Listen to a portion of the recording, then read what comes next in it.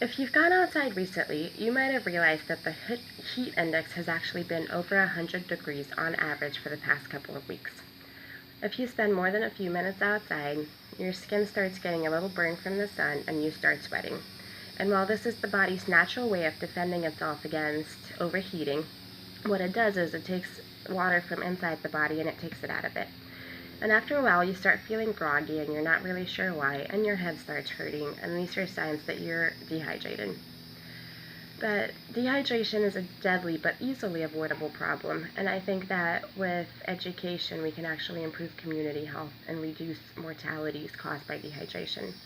But you can't start treating a problem if you don't know that you have one.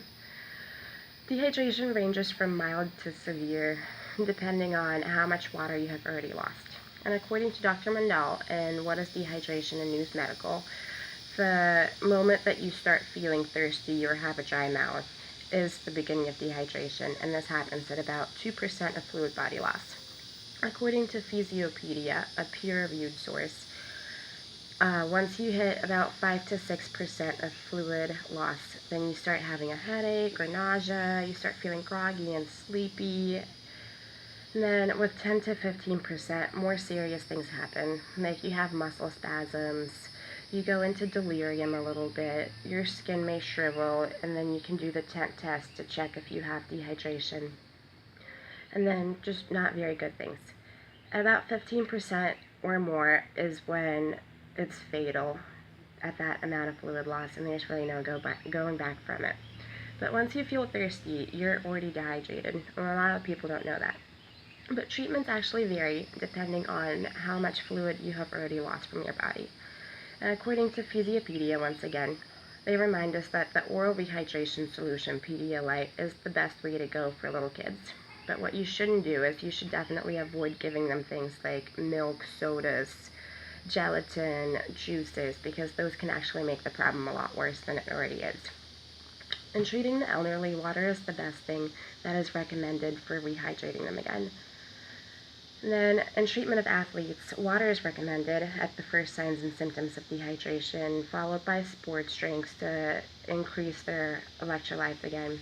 But what they shouldn't do is they should definitely avoid salt tablets because they can cause hypernatremia, which is a whole another problem. But for severe dehydration, you should administer IV fluids to an individual in a medical setting. In the Mayo Clinic, one of the most important medical sources available reminds us that there are complications that can be caused from dehydration, such as cerebral edema, heat injury, seizures, hypovolemic shock, and kidney failure. All of those are serious problems and you don't want them. But there are certain conditions that might make you more susceptible to dehydration than somebody else. Once dehydration is resolved, it is always wise to figure out exactly why you got dehydrated in the first place. But infants and elderly are a lot more likely to get dehydrated because they actually have a smaller fluid content in their body than an average adult does. So it's always wise to make sure they have some water even if they're not feeling thirsty. But the Rehydration Project informs us that dehydration caused by diarrhea is one of the most serious reasons why children worldwide are not surviving. And this year alone, about 2.2 million children are going to die from dehydration, and 80% of them are under the age of 2, which is really tragic. But certain electrolyte imbalances can also cause dehydration, as can certain infectious diseases that cause vomiting and diarrhea. But our culture in itself is more likely to experience dehydration than we should be.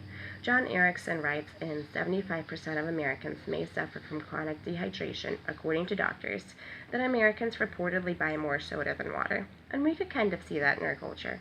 But all of these sodas are also mildly dehydrating to the body instead of rehydrating, so they're actually making the problem a lot worse.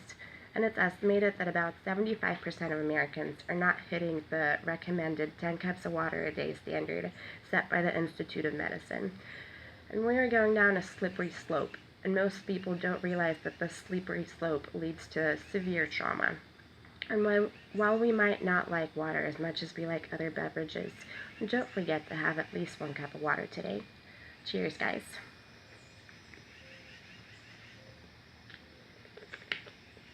And here's my index card.